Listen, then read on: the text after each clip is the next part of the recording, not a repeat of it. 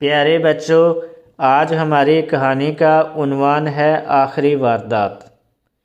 یہ شہر کا ایک مشہور بینک تھا جہاں اس وقت داخل ہو کر ڈاکو لوٹ مار کر رہے تھے۔ نقاب پوش ڈاکو واردات کر کے نقدی سمیت وہاں سے فرار ہو گئے۔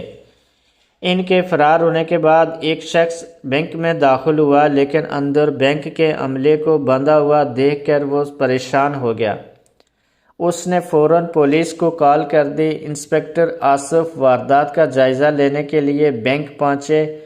وہ فنگر پرنٹ ماہر کو اپنے ساتھ لائے تھے، لیکن ڈاکو ان کی نسبت بہت چالاک نکلے۔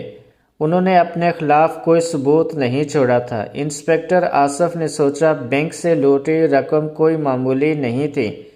انہوں نے پورے علاقے کے گھروں کی تلاشی لینے کے لیے بہت بھاری نفری لی اور پورے علاقے کی تلاشی لینے لگے۔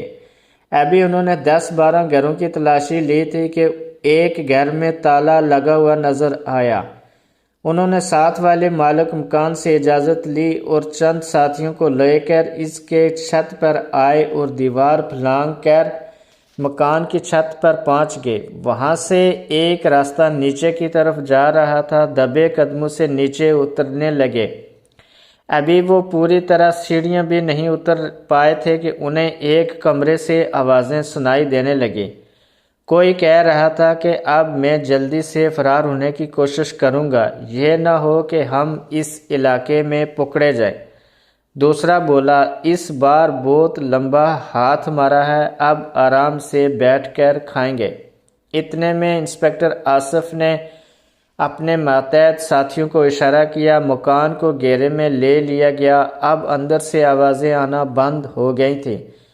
انسپکٹر آصف دروازے پر جا کر زوردار ٹھوکر ماری، جس سے دروازہ ایک جھٹکے سے کھل گیا۔ انسپکٹر آصف اور ان کے ماتحتوں نے ڈاکوؤں پر پستولیں تان لیں۔ ڈاکو چونکہ اس وقت خالی ہاتھ تھے، اس لیے ان کے ہاتھ اوپر اٹھتے چلے گئے۔ پھر سارے ڈاکوؤں کو گرفتار کر کے حوالات میں بند کر دیا گیا اور رقم بھی برآمد کر لی گئی۔ اگلے دن ان کے اس کارنامے کا ذکر اخبارات میں تھا اور لوگ ان کو مبارکباد دے رہے تھے۔